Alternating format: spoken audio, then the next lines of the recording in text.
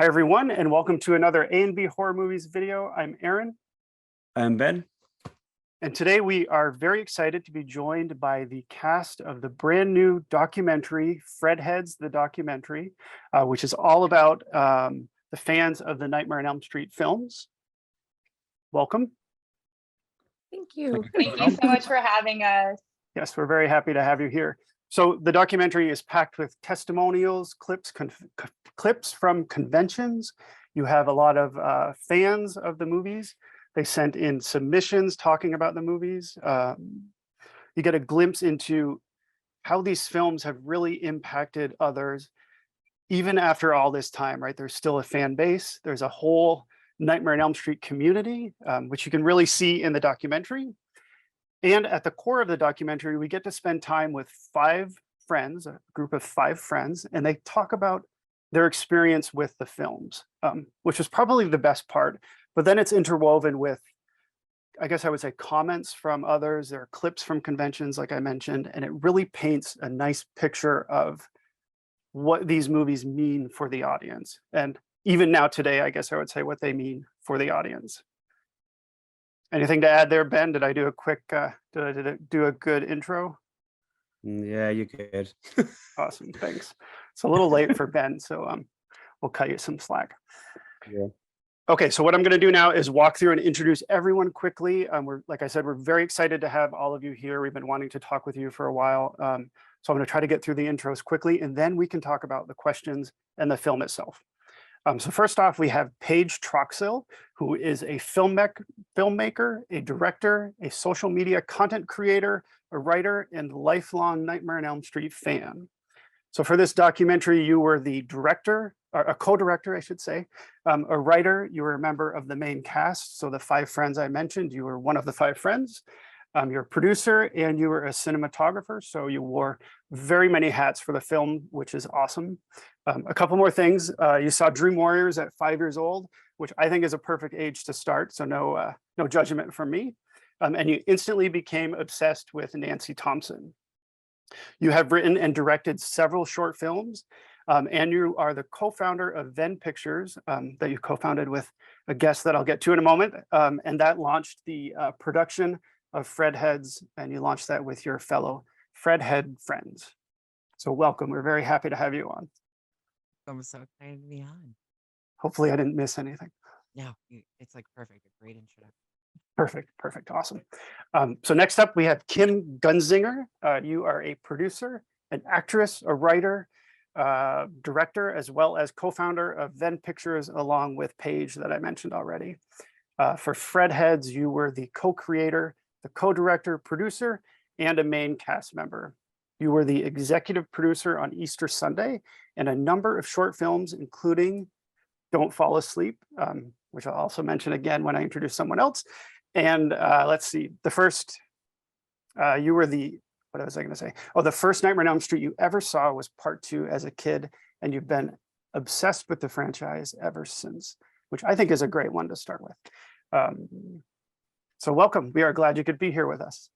Thank you so much. And I just wanted to add one of the other hats Paige did wear for the film. She also did editing. She edited the crap out of this film. Me and her locked ourselves away in a room, and we just it's all we did, like hours and hours. I think one time we did like 16 hours. It's just, yeah, we thought we were going to lose our, the sun was coming up. We're like, oh, dang, we need to stop. That's amazing. I knew I was going to miss something, and the editing is flawless. You guys did a fantastic job. Especially watching it through the second time, I could really notice how you cut to certain things and the way you spliced everything together. Awesome job. All right, so moving right along, next up we have Deandra Laser. You are an actress, producer, writer, content creator, and cosplayer. When it comes to Fredheads, you were the producer and one of the main cast members as well. You fell in love with Nightmare on Elm Street at a very young age, particularly with Nancy Thompson, played by Heather Langenkamp in first Nightmare on Elm Street. And you played Nancy in Don't Fall Asleep, which I just mentioned, the short film in 2016. And it says short film, you think 5 minutes, but it's actually a 45-minute length film. So it's a good amount of material. You created Be Nancy, which promotes positivity and strength, essentially what Nancy exudes in the film. So taking that out of the film into the real world and how that can apply to any individual, you know, if you're facing obstacles, how can you face those in a positive way? Lastly, you are a Fangoria affiliate. You've written for Shutter's Bite, which is very cool. Ben and I love Shutter. You've partners with various brands, including Bloody Disgusting, Paramount, and Universal Pictures, to name a few. So welcome. We're happy to have you here today. I'm so excited to be on, you guys, and to be on with all my friends. So this is wonderful for me. So thanks for having me. Excellent. Welcome. Excellent. Yes, I hope I didn't miss anything. So next up, we are very happy to have Crystal Van Etten here. Crystal, you are a producer, writer, and graphics video editor. A sleepover, I heard, is what resulted in your lifelong love for the horror genre. So if we have time, it'd be nice to hear what movies you watched during that sleepover. And you joined the Fredheads documentary as a producer in 2018, and you didn't get to meet everyone until 2019, in person at least. And you do appear in the documentary for a few short segments, and we do have some questions for you about that. So welcome. Thank you for being with us. Thank you so much for having me. And lastly, we have Lito Velasco, who is a friend of the show. We've had Lito on before. I don't know, what can I say? You're pretty awesome, Lito. You're an actor, composer, producer, editor, cosplayer. You produced Never Sleep Again, the Elm Street Legacy documentary about the Nightmare on Elm Street franchise. You are in the cast of Fredheads. You have a few segments in the film, surprise, and you composed a lot of the music for the documentary. So kudos to you. And I have to mention that you play the killer Santa Claus in All Through the House, which is probably one of the best Christmas horrors. And we're going to have you on again come December. Thank you. Thank you very much. It's great to be back. I'm glad that this could happen. Yes, we're very excited too. And with that, I'm going to stop talking, and Ben is going to ask the first question. Have we got any time left? Yeah. Thanks, So I'm gonna ask, because there are going to be people who watch this. So I've got two questions to start with, but I'm going to get one out of the way. What did you guys think of the remake? Just to get it out of the way, because I know viewers are going to want to know what you true fans did think of. Maybe in five words or less. Oh man. Go ahead. No, I'm kidding. Go ahead. So if you've seen Fredheads, you'll know that I used to make YouTube videos on a low quality camera on my bed. And I did one of those right after I saw the remake. And at first I did not like it, but as I've grown older, I've found that my opinion has changed and I actually enjoy it. And coming to know a little bit about the mess behind it, I can, you know, I've given it more grace than I think I used to. But I still think there was a lot of room for it to grow. It was just so polished. It was kind of bland. Jackie, I thought, was a good Freddy, but I know they held him back from his potential. And I know it didn't meet a lot of expectations, but I'm one of the people in the minority where I don't mind watching it and I like it. Oh, awesome. It's a great cast. That's a lot. I'm not in the minority. I'm in the majority. Do you want to know how we were going to address it in the documentary? Because we please share. don't address it at all in the documentary. So we were gonna have like a fan or somebody like possibly like Deandra or somebody. They were gonna say on camera, well, what about the remake? And then we were just gonna end it with like a ending TV pause screen, like a and then that was it. Because we were like, we're not fans. Yeah, Yeah. I got one word and it's meh.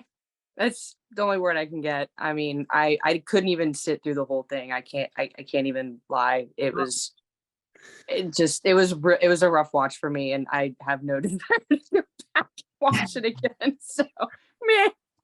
I'm Yeah. the same way. I watched it one time in theaters and I was just so like not impressed. And then Deandra's newfound love for it made me want to give it a second shot a couple of years ago. And I was like, maybe I'm treating it unfairly. And I got 14 minutes into it and I was like, no, I just can't do this. I'm like, I can't. It's bad. Yeah, it's unfortunate. Yeah. How about others? Crystal, what do you think? Yeah. So I remember watching that one in the theater and walking out not, super jazzed about it, but I'm in the same boat with Deandra where I feel like, it gets a lot of flack, but I don't think I would reach for that movie on my day off. So there's that. And I'm just kind of in between. Sums it up. Lito, you perfectly. loved it, didn't you?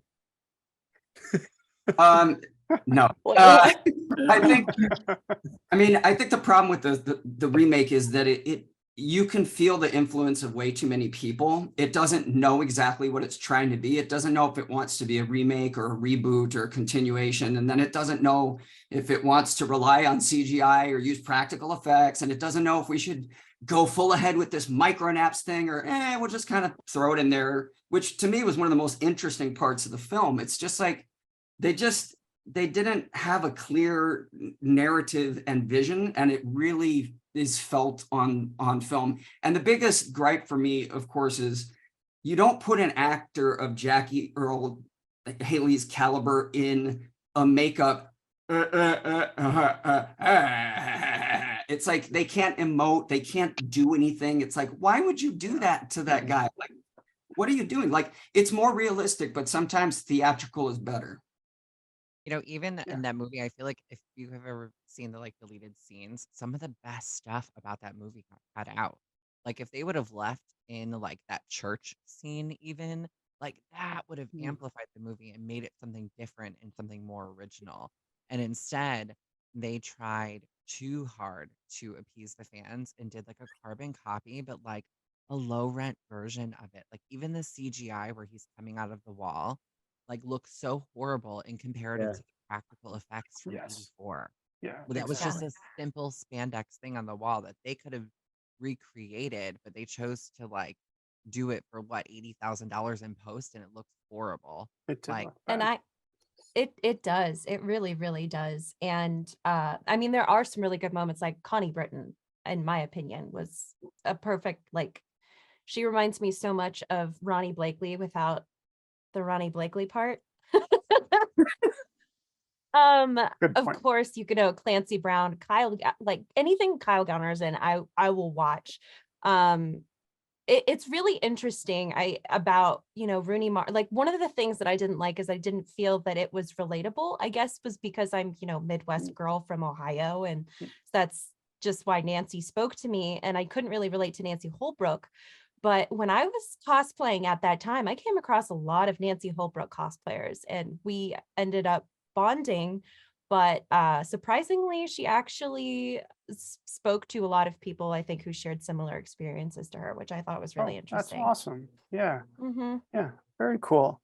Well, let's move on from the remake. Is that okay? Yeah. Do you want to go on with another question, Ben? Yeah, we'll go the proper way. Okay. So this is to Paige and Kim. So who contacted who first with the idea for this documentary? Paige Actually, contacted me. but it wasn't even a contact thing. It was Yeah. me, Kim, Deandra, Anthony, and then Taylor Bursky. We were in DC hanging out, and we were on a road trip celebrating Don't Fall Asleep. And so I had been watching a bunch of documentaries and stuff, and I had seen another fandom documentary, and we were talking about what we were going to do. We wanted to make this a real thing. We wanted to really do another project. And I said to them, I said, why is nobody telling the story of our fandom, our story? We hear it all the time. We're at the conventions, so many of us. And I said, so why don't we tell our story? So it wasn't I came up with this idea, then brought it to them. It was with them that we came up with this idea. Yeah, cool. And then we had no freaking clue what we were gonna do. And that weekend, we had just brought our cameras just to have fun, just to video our stuff that we were gonna be doing, kind of the old school days of vlogging. And we sat down with Jeremy and rolled film. And then that's how the idea sparked. We were maybe there is something here. Yeah, and we decided to sit with Jeremy because Jeremy has an amazing collection. He's, I started going to conventions around the same time as he did, and he just took off with it. I mean, it's insane. And I think at that time he actually had the shirt Heather wore in Dream Warriors. He had it like on a little stand with the little purse. So, and Deandra, she actually got to wear it, which was a huge moment. But yeah, we just, like Paige said, we didn't really know, and we just kind of rolled with it. So Wait, though, like the actual shirt that she wore in the Actual movie? shirt. actual shirt. Wow. Yeah. He no longer owns it. He got tired of looking at it. He said, okay, it's cool. I'm gonna move on. And he does that. He'll change things out. But like I said, his basement is legit walking into a horror museum. It's insane. So Yes. And just for those watching, you're referring to Jeremy Todd Moorhead. Yes. And you can see glimpses of his basement in the documentary, which is very awesome. Yeah, it is cool. Yeah. Let's see. I actually have another question for Paige and Kim, and then we'll maybe expand this and open it to others. So this is new. It just came out. I should have mentioned that you can rent it and buy a digital copy on Amazon. You can also purchase a physical copy on Amazon. And I just read today in Fangoria that it's coming out on Tubi this summer, which is very exciting. I wanted to make sure I threw that out there for those watching, so who want to check it out. But my question is, for those who haven't seen it, what would you say to them about the documentary to convince them to see it or make them want to see it? Assuming they're horror fans, I guess, or maybe not. I think if you are a horror fan, I think this is going to highlight why you are a horror fan and highlight why you have the love and passion for this genre in a way that you're probably not going to be expecting. And I think I think this documentary plays a lot on heart, is what we've been getting told. And so it's I don't know. I don't know how else to say it other than it's an emotional, deep diary look at the horror genre in itself, the fandom.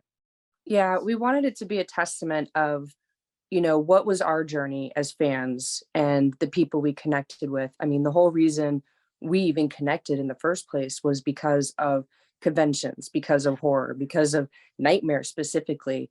That it really is what drew us together. And we knew, you know, just on the online community and going to conventions, that there is a community out there that needed to be highlighted, that needed to kind of shine. And it's funny because Paige and I were just talking about this. She was more worried about capturing that core horror audience.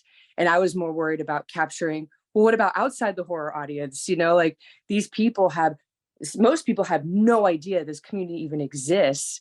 And then, you know, I wanted to make sure we really like highlighted, like, hey, we're not just like a bunch of creepy, deranged, you know, kids. Like you know, we've had our struggles, we have our friendships. Yes. And so I think it was a balance between the two that we really wanted to showcase. Oh, that's a great answer. And I think that does come across. It is very touching and real and personal, I think, for everybody who was involved. And that comes through. So congratulations with that. I guess the same question for everyone else. Deandra, what would you say to those who haven't seen the documentary? I think Kim and Paige summed it up pretty well, because Okay. when we first showcased Fredheads, we had people who are in the documentary and people who are not in the documentary come up to us and be like, you know what? I had no idea why I even liked A Nightmare on Elm Street. And this really opened my eyes to something deeper that I didn't even think about. And that was so interesting to hear, because I don't know about everybody else, but I think at least our group, we've like really talked about this for a very long time, even before the documentary. And I guess I always just assumed that people kind of knew why, but there is that heart element. And I'm sure, you know, people will want to go in and be like, well, are they going to review the films? Are they going to, you know, go through their collection? And yes, you know, our collection is in the background, or we talk about certain things in it. But the documentary is much deeper. It's like what Kim said, it's like halfway in between appeasing the horror fans and the people in the community and people who aren't. It's teaching them about, you know, fandom, especially horror fandom, and the importance of fandom. And I think to anybody who might be just kind of a part of the fandom or maybe not, just watch the documentary and understand that fandom is important and that it changes a lot of people's lives in many, many ways. And so if you have somebody that you're picking on because they're a fan of something, I mean, if you want to still pick on them, go to therapy. But if Yeah. if you want to pick on them, you know, maybe you can understand them more. Or, you know, if you're getting picked on, hopefully these stories can help you realize that you can find your people and you can find your purpose because of that thing you love. So don't give it up. Definitely. Good That's answer. awesome. Yeah, just to continue off where what Dee's saying, like if you have ever felt alone in your fandom, I'm sure like everybody can relate in the fact that there's always messaging in each fandom that resonates with you and you get by and cope with that. But adding that layer of community and connection sends it in a whole entire direction. So if you've ever felt alone in your fandom, by the end of this documentary, there's a door open for you waiting for us to wave. Awesome. Well said. Brilliant.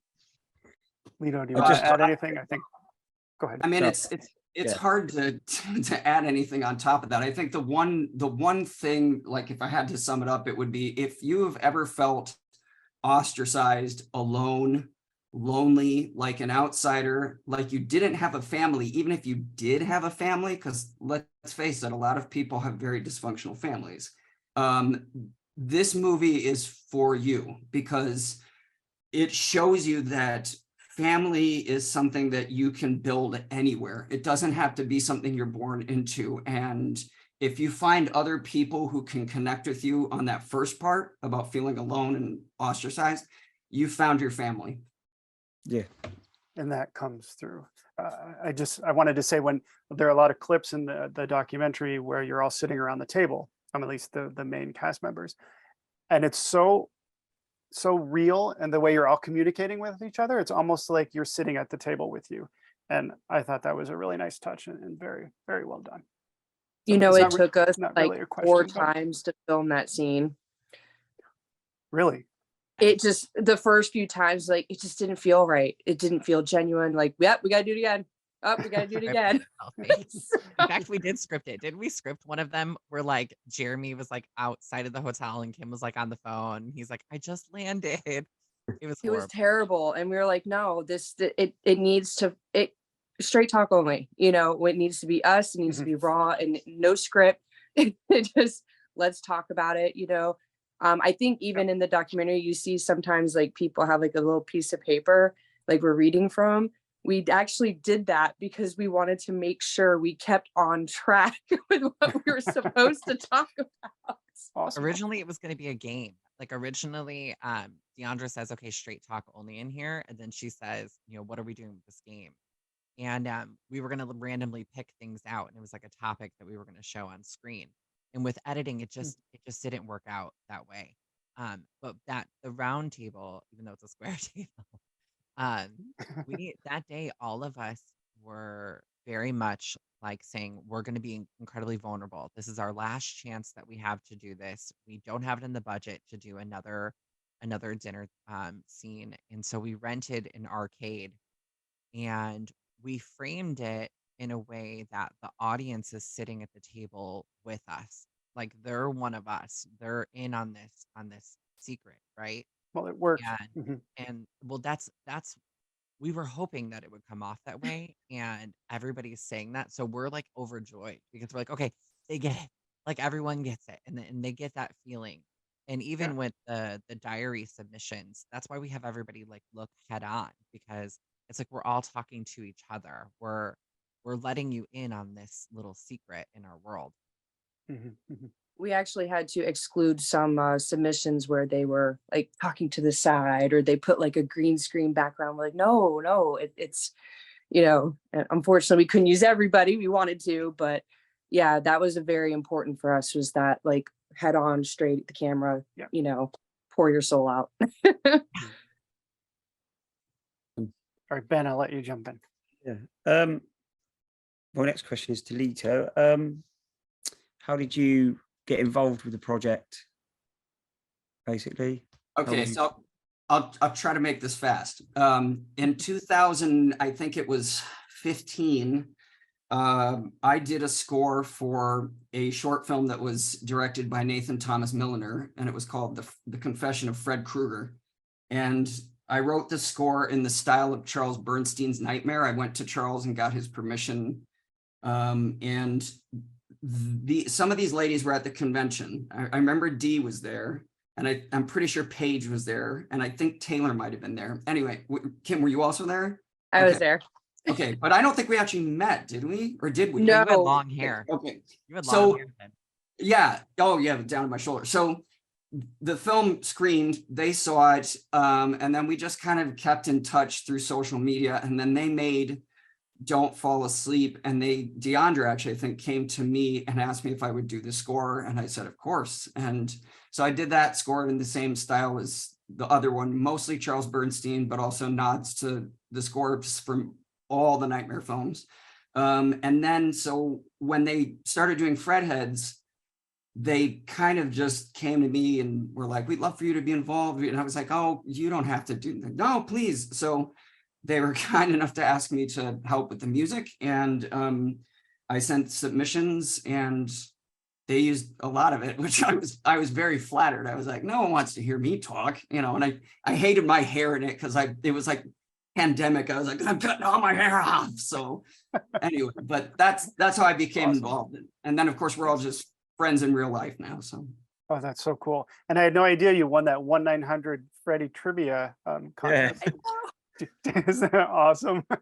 Do you just out of curiosity, do you have a recollection of how much the phone bill was back in the day when all those So the- 1-900 numbers were out there? yeah, the prize was I think $250, and the phone bill was like $97. Oh, that's not bad. I No. was saying it's not that And- bad. I thought you were going to say $3,000. No, but my dad still was not having any of that. So Well, good for you. I hope you got like a t-shirt or a trophy Yeah. for that. Crystal, I have a question for you. So in the documentary, you talk about your first time meeting Heather Langenkamp, and you picked out the auto with Nancy and Freddie in the background. Can you tell us a little bit about what it was like when you met her the first time? And what would you say is your favorite thing about the first Nightmare on Elm Street? Oh goodness. So that I was so nervous. I was very nervous because not only was I meeting Heather for the first time, but that was actually the convention that I met the Fredheads team for the first time. So there was a lot. Cool. There was a lot going on, and it was great. But meeting Heather was quite surreal.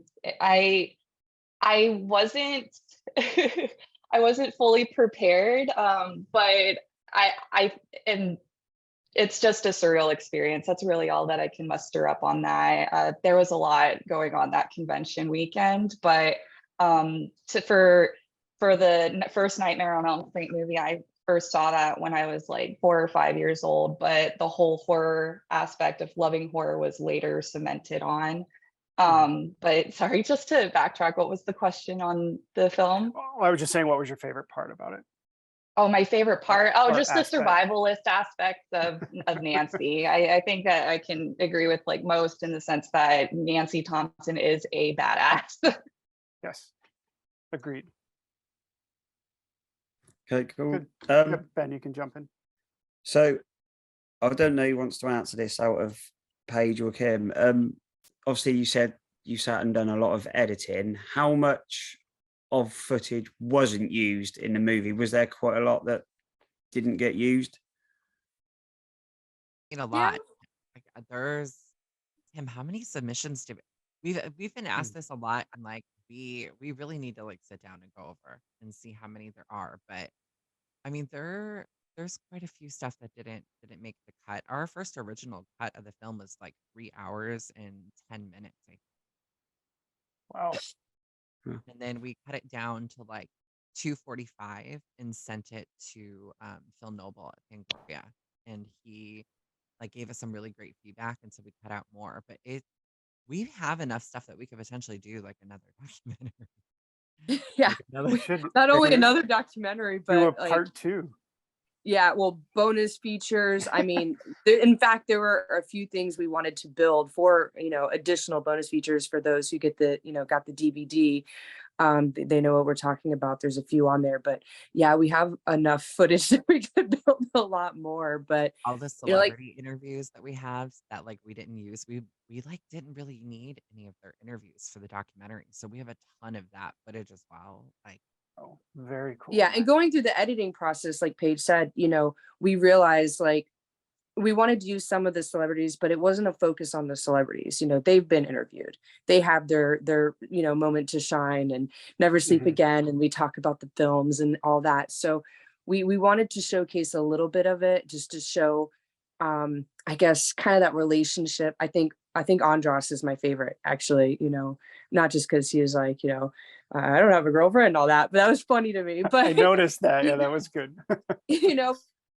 but we wanted to have like kind of like, how do the fans impact these celebrities who do go to the conventions? So we did feature a little bit of it, but by far my favorite is Anthony Brownlee and Ken Zagos sitting down in their interview. If you have the DVD version with that with that on it, be prepared for a great laugh. we Awesome. almost didn't cut that too.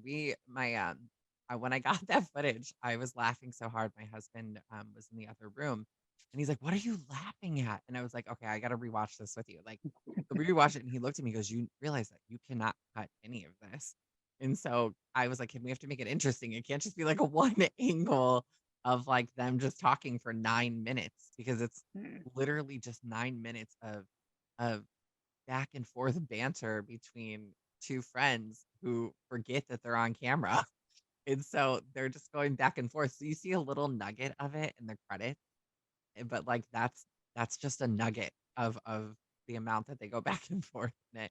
And that's on a bonus feature. But we have a ton of stuff like that Right. with other people Oh, too. very cool. I'm gonna have to get the physical copy. Very Yeah. cool. Oh, is it my turn? It's your turn, yeah. Deandra, I have a question for you. And I wanted to make sure I spend, at least I get to this. Can you talk a little bit more about the Be Nancy initiative, especially for those watching who aren't familiar with what that is? I think it's a very positive message. And I think you're wearing a Be Nancy shirt. Yes, you are. Awesome. So I do want to say that like I've lived the Be Nancy mantra of just, it's like the what would Nancy do, but I can't take credit for it. It actually originated from Heather herself and her documentary. There it is. I Am Nancy. And at the end, Oh, okay. everybody talks about, I am Nancy, because we've all in some capacity had some kind of struggle, which we touch a lot on in Fredheads about the idea of survival, and we have our fears, and then we have to become Nancy to overcome them. And at the Mhm. very, very end, she turns around and goes, "Be Nancy." And then that started to be her kind of phrase. And then she had some buttons when it came out. And I see. I should have known and that. so this, no, it's okay. You believe me, I consider it super niche. When I met her, she actually gave me the shirt. So I cannot take credit for it, but I have always, and we talk about it, in the documentary, the idea of because for me, I was never confident enough to like find my own inner strength and find Mhm. my own confidence. And so the idea of Be Nancy was the thing that was able to keep me grounded even before I ever saw I Am Nancy. But I was always trying to think, what would Nancy do? What could I do? And I just start to do what she is, whether it be study hard because she's a grad school superstar, or whether it would be, I'm afraid of something, but I just have to go face it anyway. And it is a message about, and I think Be Alice would be something interesting because Alice has a great arc, but I feel like Nancy is different because Nancy doesn't have superpowers. She doesn't even have dream warrior powers that we could tell. She's just the girl next door who's got the all-American name that Wes chose for her, and she managed to be strong. And I think that that's a great message for a lot of people about you could just be anybody. You don't have to have powers to face something that's scary. You could, be who you are and find the strength in yourself to overcome fear. And I feel like that's one of the many mantras of being Nancy, in addition to, you know, trying to be like the character, but at the heart of it all, she's just your normal American girl, but she's kicking Freddie's butt. And I think anybody could learn from that, that you don't have to be outstanding or special or have whatever to be can I swear? Yeah, sure. A badass. Bleep. Okay. No, awesome. It's like I said, it's a very positive message. And I think even though, like you said, you didn't create it, you are carrying it forward in many ways, it seems, and that comes through in the documentary.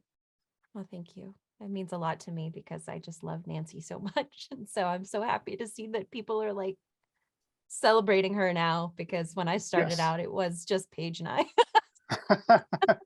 Awesome. We were like, oh man, you know, here we are.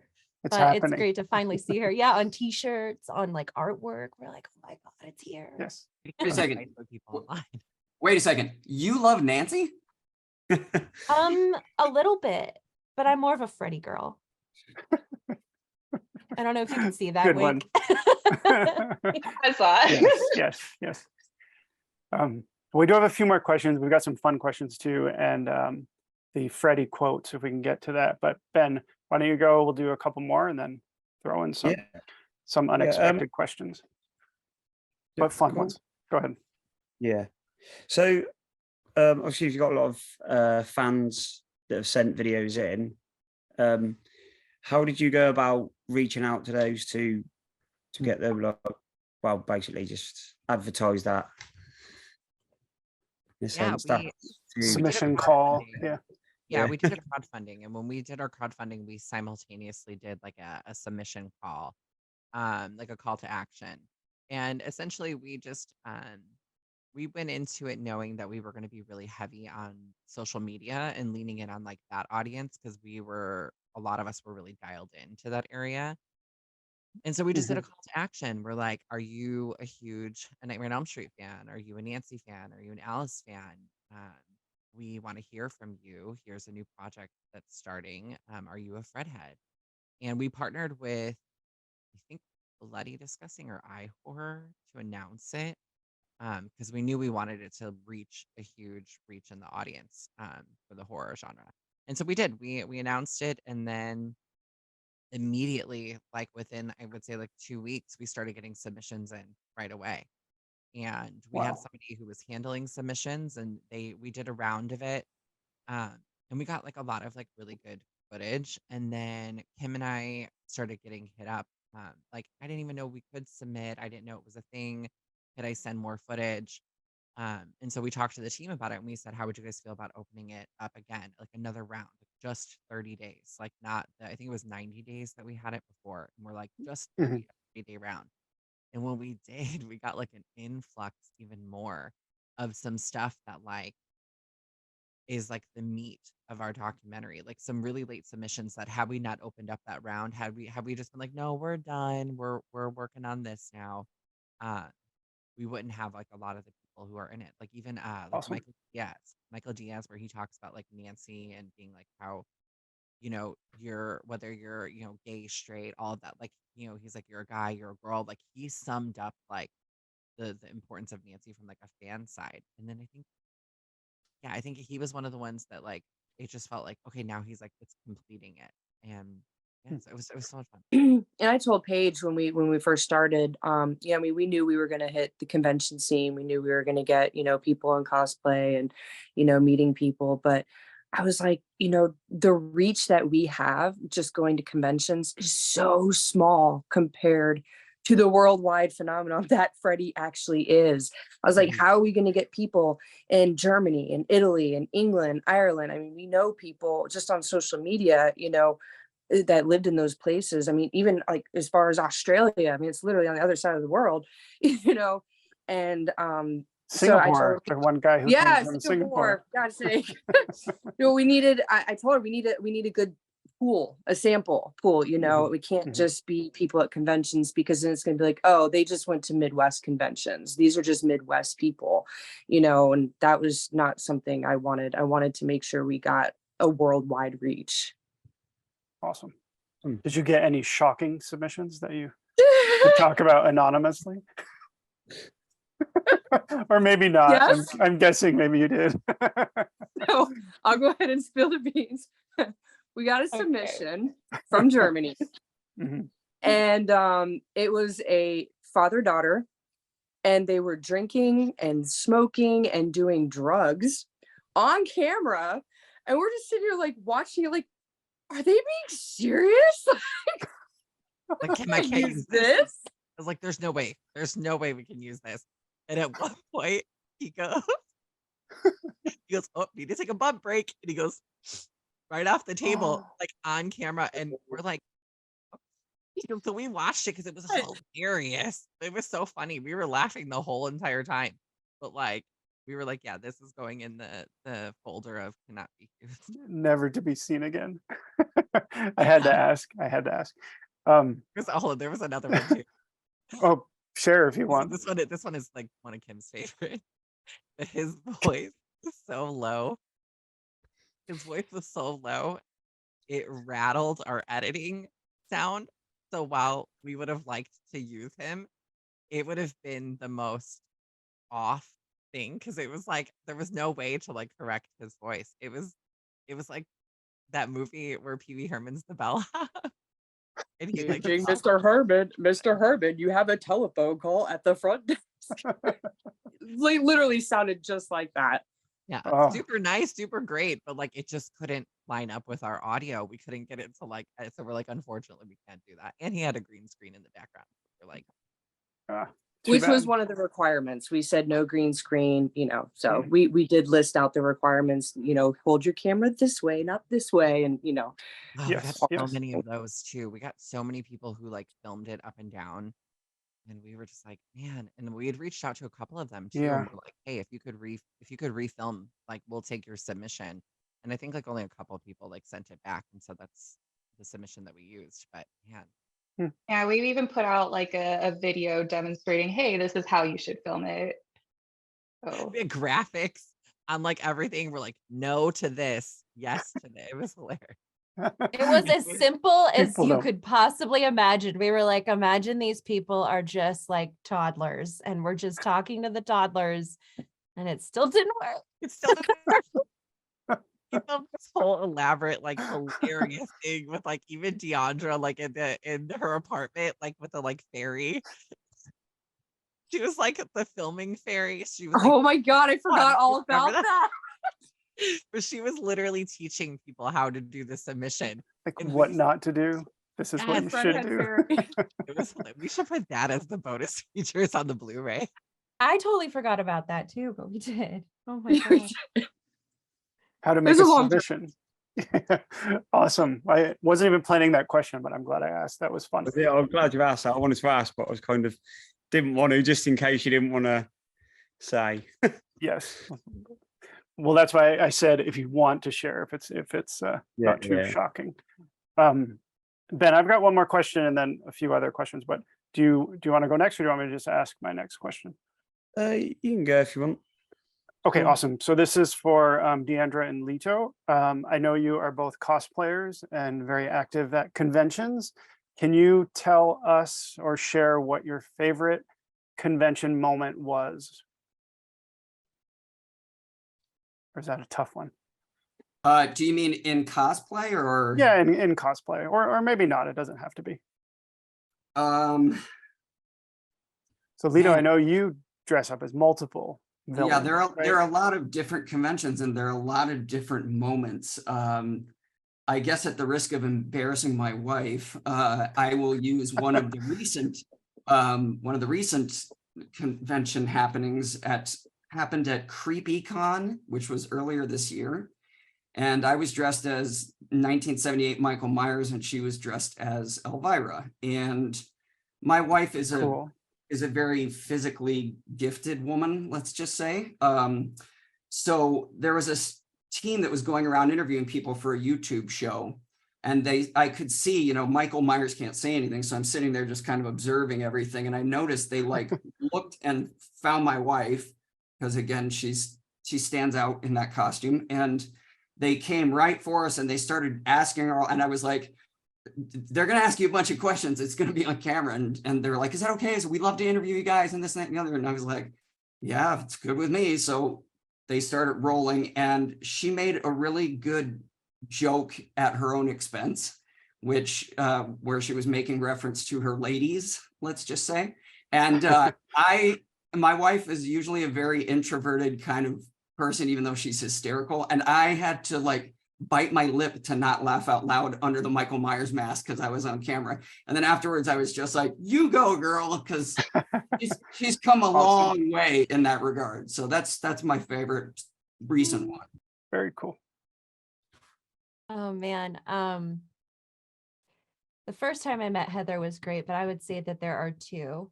One was my favorite of the cosplays I've done has been Heather in Wes Craven's New Nightmare.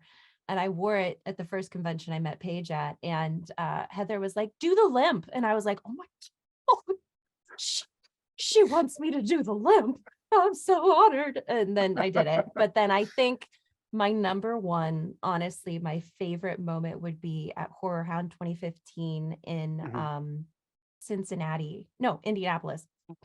And where they showed the confession of Fred Krueger, and I saw a girl. This is the first time I ever saw anybody dressed as Nancy outside of myself.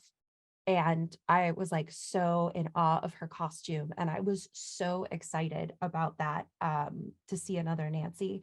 And then her mom came up to me and was like, oh my God, you're that girl. You're the reason that she got into this cosplay. And I was like, so just seeing a Nancy and hearing that just meant so much to me. And so that remains my favorite. I think her name is Raquel, if I remember correctly. So that's my favorite moment. Wow, that's amazing. You must have been floored. We had to cut that part of the documentary. Oh, too bad. You have to do a part 2, right? You can call it Fredheads Revenge. Kind of like Freddy's Revenge. And then Paige will burst out of somebody's chest and be like, Jason. Of course, of course. It has to be Kim's chest. I'm sorry, Kim. Oh my gosh. It's All right, Ben, do you want to go? I know we have some sort of non-Nightmare on Elm Street questions that are just sort of fun. This is to everybody, really. Do you have any other favorite franchises do you like to watch? The horror world or like in the film world? It could be horror world or anything else, really. I love Hellraiser. Hellraiser is one of my favorite horror franchises. Yeah. Did you like the new one? What's that? I actually really enjoyed the new one. I thought the design, the character design, it was gorgeous, and like even Doug Bradley did a sign off of approval on that too. Yes. I actually met Doug Bradley at the Silver Screen convention in August. So if you, I know you're all going to answer this question, but I do want to ask if any of you will be at that convention in September this year in Massachusetts. No, everyone's shaking their heads. Oh, too bad. Fortunately not. I've been in touch with them. Oh, really? So you might come. Very cool. That's not far from me at all. I'll take you out and Salem. And I think it's because you guys mentioned it to me. So yes. Okay, cool. I jumped in there. Paige, what were you going to say? What franchise? Oh, I'm a fan of the Child's Play franchise. Oh yeah, those are great too. They're good. Most of the horror franchises are great. I love Scream. I love Scream a lot, and I love Final Destination and Hellraiser. I think those are my other big ones. Although if we're also talking about general franchises, I don't know if 2 movies counts, but I'm a huge Mamma Mia fan.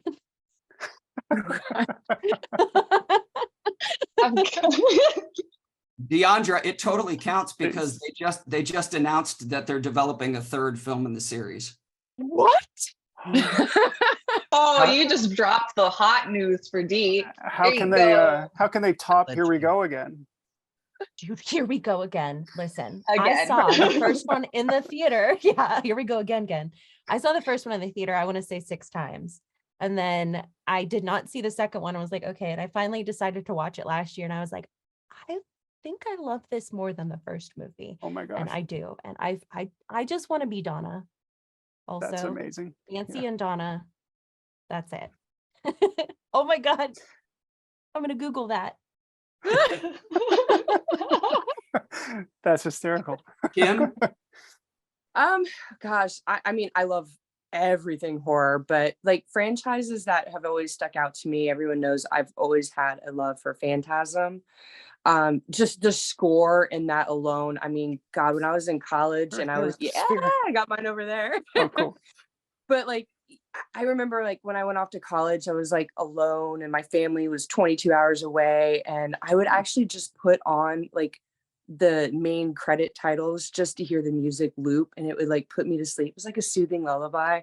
But I also have a soft spot in my heart for Texas Chainsaw Massacre and Leatherface. I feel bad for the poor guy. It's not his fault. And I think Caroline Williams in part 2, that part 2 is my favorite out of all of them. So good. She is such a badass. I don't know. She's kind of like a Nancy character for me. So Yes, my God, does she scream in that one? Oh, And yeah. I will say the first one, I love it as well. And they just came out with the 4K edition. And I wasn't sure because you kind of like the graininess of it, like watching it on like VHS, for example. But the 4K edition was amazing. So if you're a fan of the film, check out the 4K. The 4K transfer was awesome. Yeah. And then outside horror, I would definitely have to go to Star Trek because I absolutely am a huge nerd. And my parents actually have a second Christmas tree with just Star Trek ornaments. So Very cool. yes.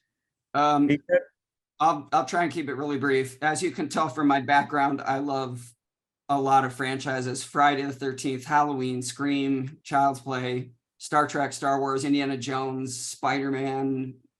I mean, the Terminator. Like, if it's a franchise, I generally enjoy it to some degree. Yes. There are a few that stand out more than the others. Indy, Nightmare, Halloween, and Scream are probably my, the top tiers. You've got to be excited for the new Indiana Jones then. Who knew that Yes. would come up? Very cool. All right, well, we are taking up a lot of your time, but I wanted to at least get in a few of the Freddy quotes. So we picked a quote from one from each of the movies. So there are 8 altogether, and these are all out of order. So here we go. How about, and I can't do a Freddy impersonation, so I'm just going to read them in my deadpan style. Better not dream and drive. Part 5, Dream Job. Yes, and who was he talking to? I'm gonna make it a little to Dan. Dan. To Dan. Yeah. Man. All right, let's see. This one's easy. Should we just hold up numbers? Yeah, let's Yeah. do that. Okay, That's a how good do we do idea. this? Because I we should have don't had all like. cards. Oh my gosh. Well, this No, one's easy. I have not retained any quotes. Well, you might I'm know like, this I one. can finish the quote before and after what your quote is. So that's potentially Okay, well, how about "You're all my"? children now. See, I said that was an easy one. All right, not supposed to give it away. How about "My reign of terror was legendary"? It's see Deandra. Freddy versus Jason. Yeah. Yeah, I'm like, how do we do Freddy versus Jason? Should we just do like? I couldn't even guess count. that's I was like, You were muted. I could see you shouting it. Let's see. I don't believe in fairy tales. What's that? Oh, that, yeah. Hey, you guys are good. Did you get it, Kim? No. Come on, Kim. Was it? I want to say Kid, 4. Don't but believe in three fairy people? tales. Yeah. It's with the Wizard Master, right? Oh, yeah, that's right. That's right. Oh, yeah. Yep. I'm terrible memory. Well, No, the only I'm right there with you, Kim, and I've been troubleshooting all day. how about "Every town has an Elm Street"? Yep. I love soul food. Good. And this What? is God. Oh my Number 1. gosh. Oh, you guys are good. That's amazing. Yeah. Maybe we should have done horror trivia instead, but we tried to switch things up a little bit. Um, that was good. Everybody always does trivia. I like the lines. Yeah. Okay, cool. Well, let's see. Thank you so much for joining us. This has been a blast. Like I Definitely. said, if you want to check out Fredheads, the documentary, you can rent it on Amazon. You can buy it on Amazon, and soon it will be on Tubi. And if you are watching and there's something you would like us to cover in a future video, just add a comment and we will consider it. And I just remembered one more thing. Ben, before you do your closing, how can people reach you on social media? Can we do a quick run through, maybe starting with you, Paige?